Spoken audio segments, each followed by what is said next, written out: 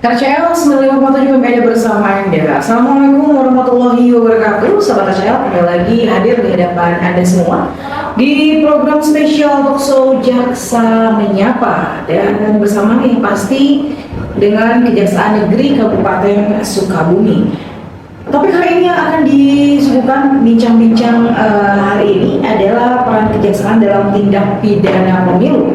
Dan kami juga ucapkan terima kasih kepada Bapak Kepala Kejaksaan Negeri Kabupaten Sukabumi, Bapak Siju SHMH, dan juga Bapak Wawan Kurniawan SHMH selaku Kepala Seksi Intelijen pada Kejaksaan Negeri Kabupaten Sukabumi yang telah berkesempatan pada kami sehingga bisa berbincang-bincang seputar terkait pada tema kali ini, yaitu peran kejaksaan dalam tindak pidana pemilu. Dan sekarang juga kita akan berbincang dengan salah satu sosok jaksa yang memang sudah warawiri di kabupaten, sudah terkenal mungkin ya.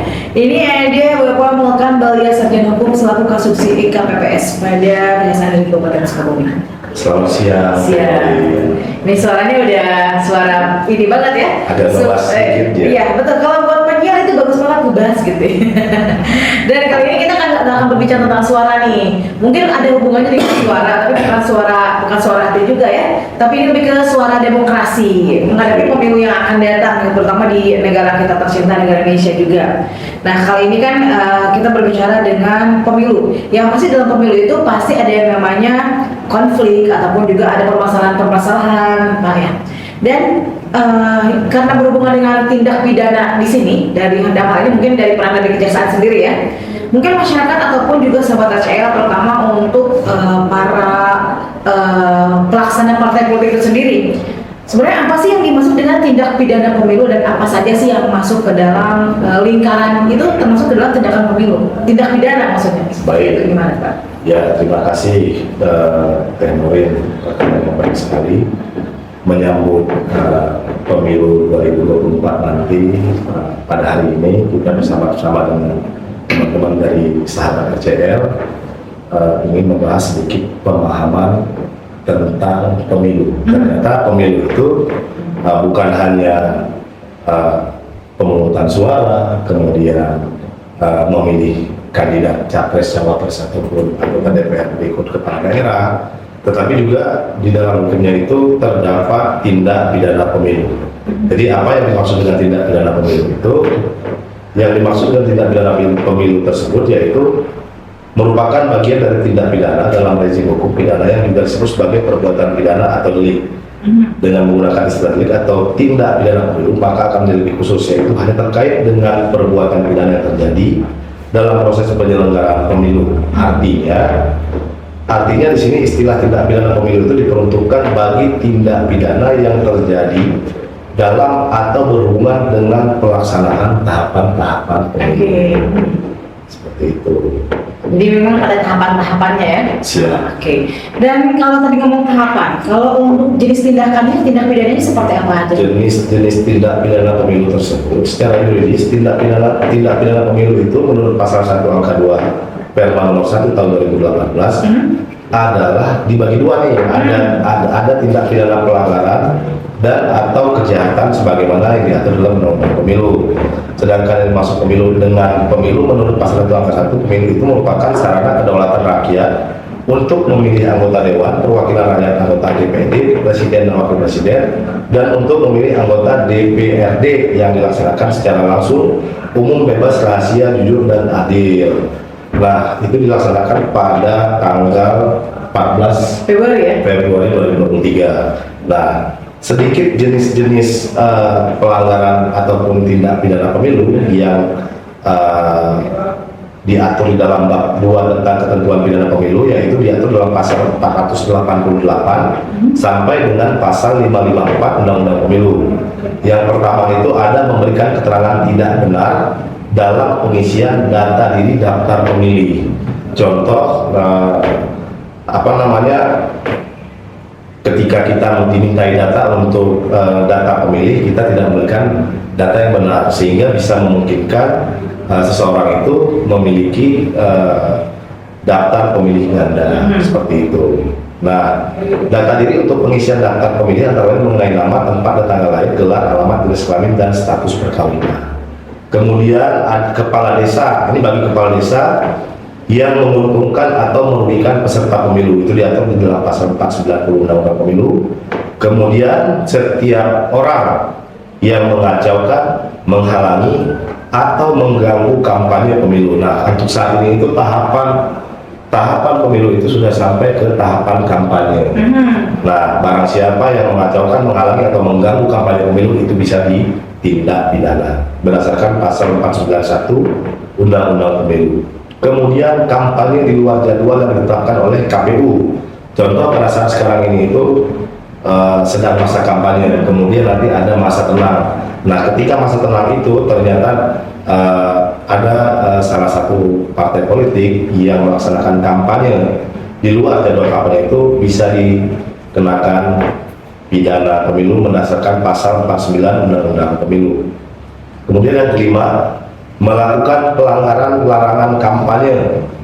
Nah, ini diatur dalam pasal 280 ayat 1 Undang-Undang Pemilu. Terdapat 10 bentuk larangan bagi pelaksana, peserta, dan tim kampanye. Ini yang perlu diketahui, oleh kita semua.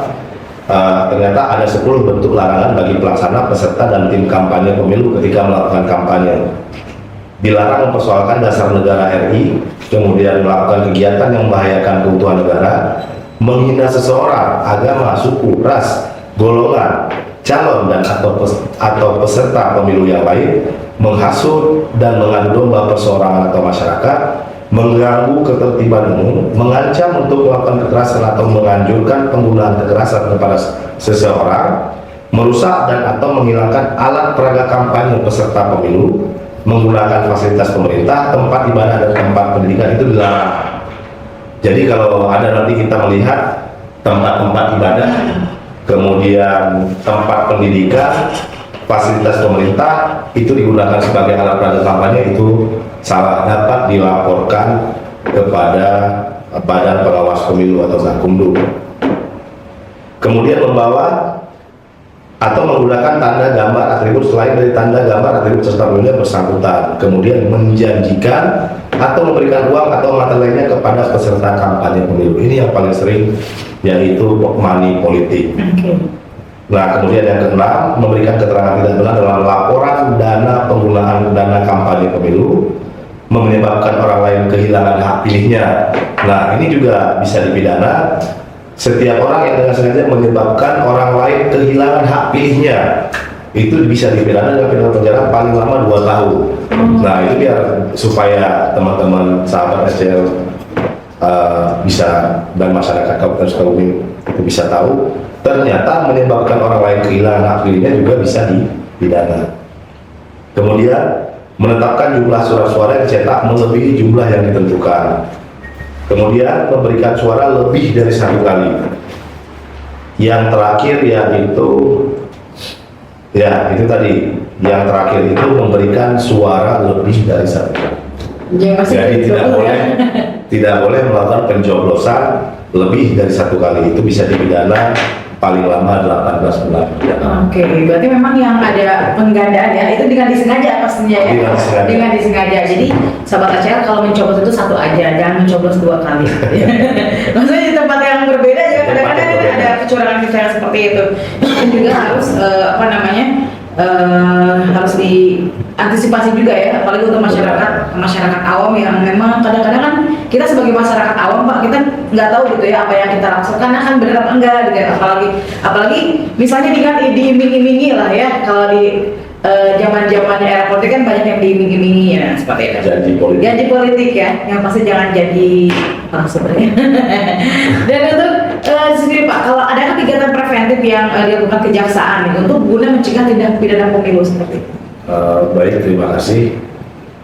2 atau 3 bulan kebelakangan ini Kejaksaan dari Kabupaten Sukabumi melalui bidang intelijen itu dalam pencegahan untuk atau upaya preventif terhadap mencegah adanya tindak pidana pemilu ini, kita telah melakukan sosialisasi baik itu terhadap melalui desa-desa untuk memberitahukan bahwa ternyata di dalam pelaksanaan tindak pidana pemilu tersebut terdapat adanya tindak pidana, sehingga dengan menyampaikan kepada masyarakat terkait dengan adanya adanya tindak pidana pemilu dalam penyelenggaraan pemilihan umum ini untuk mengantisipasi dan mencegah adanya terjadi pelanggaran ataupun dugaan tindak pidana pemilu di masyarakat. Karena jika peran yang preventif yang dilakukan kejaksaan itu hanya sebatas sosialisasi dan penyuluhan hukum kepada masyarakat. Seperti itu, Henry. Dan kalau untuk masyarakat kan juga masih tahu ya mereka bahwa ini adalah masuk ke dalam tindakan pemilu. Nah, sebenarnya landasan hukumnya seperti apa sih Pak yang melatar-belakangi tentang tindak pidana pemilu ini?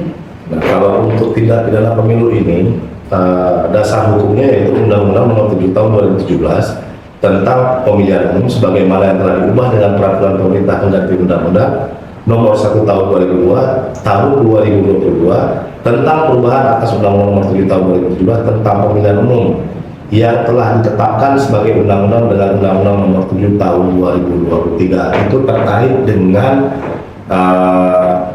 pasal-pasal yang disangkakan dalam tindak pidana pemilu. Kemudian terkait dengan pelaksanaannya itu diatur di dalam Peraturan Mahkamah Agung Nomor 1 Tahun 2018 tentang tata cara penyelesaian tindak pidana pemilihan dan pemilihan umum. Terkait dengan penanganan perkaranya tidak terlepas dari undang-undang yang seperti yang saya sampaikan tersebut, juga mengacu kepada Undang-Undang Nomor 81 Tahun 1981 tentang Kitab Undang-Undang Hukum Acara Pidana. Mungkin itulah dasar hukum terkait dengan tentang tindak pidana pemilu.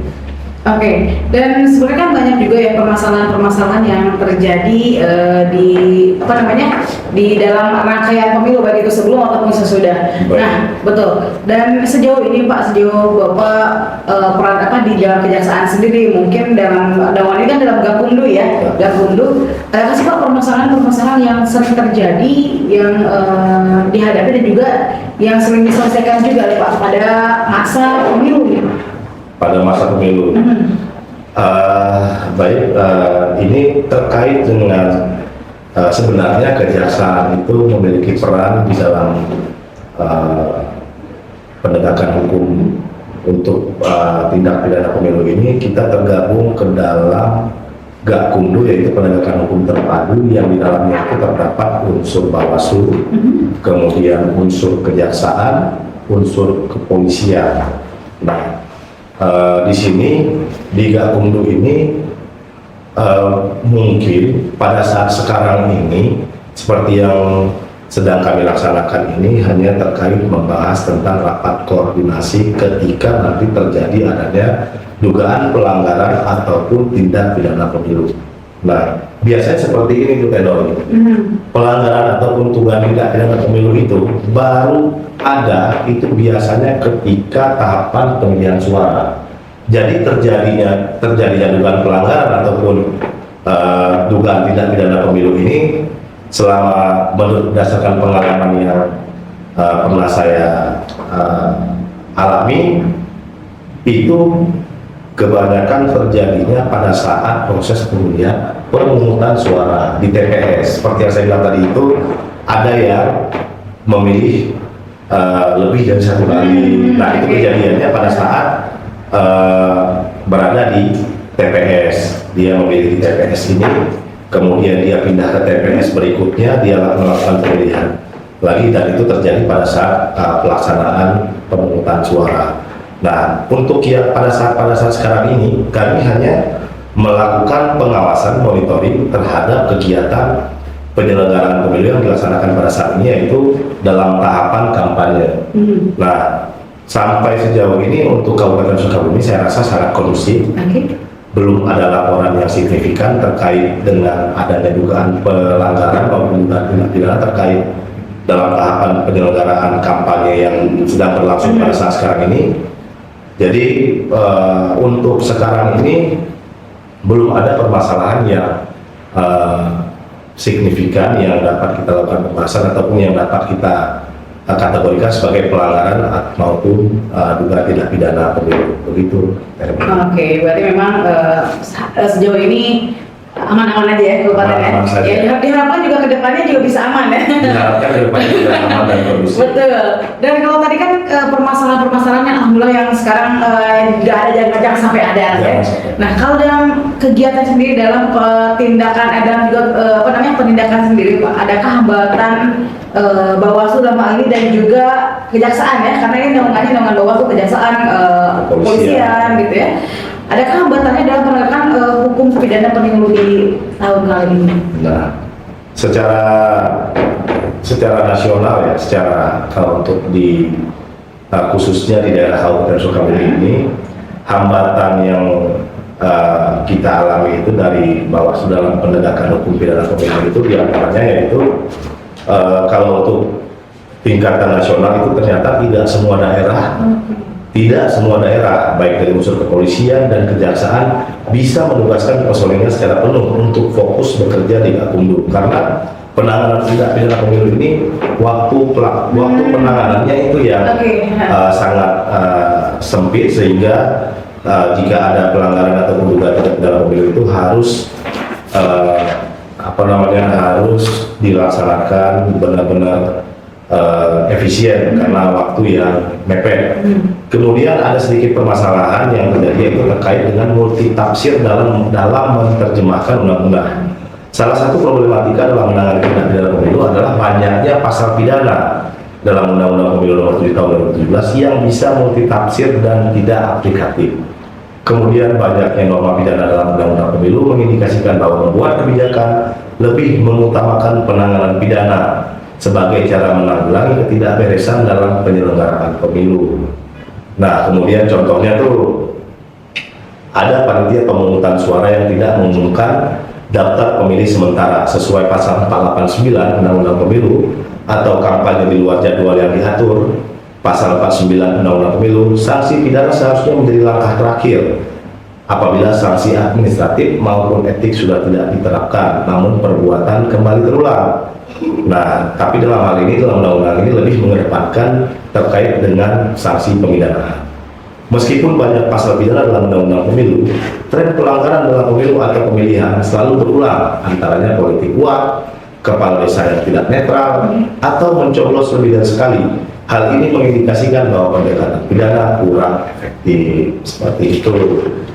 Nah, paling seperti itu hambatan-hambatan ataupun tantangan hambatan yang ada di Gakumdu yang ada di Kabupaten Sukabumi. Oke, berarti memang ketika masalah itu memang tidak ada, tapi juga hambatan-hambatannya sendiri juga masih tetap ada ya Pak ya. Seperti tadi kan SDM juga nggak selalu full, karena itu kan berdasarkan kayak anggota kepolisian, kejaksaan juga kan nggak full gitu ya dalam mengawasi apalagi tindak pidana seperti ini, karena harus full gitu kan, ekstra full. Oke, dan sahabat saya juga masyarakat Kabupaten Sukabumi, jangan kemana-mana, kita akan balik lagi ke segmen kita yang kedua, masih seputar peran kejaksaan dalam tindak pidana pemilu, tetap di RCL. Kami ada bersama.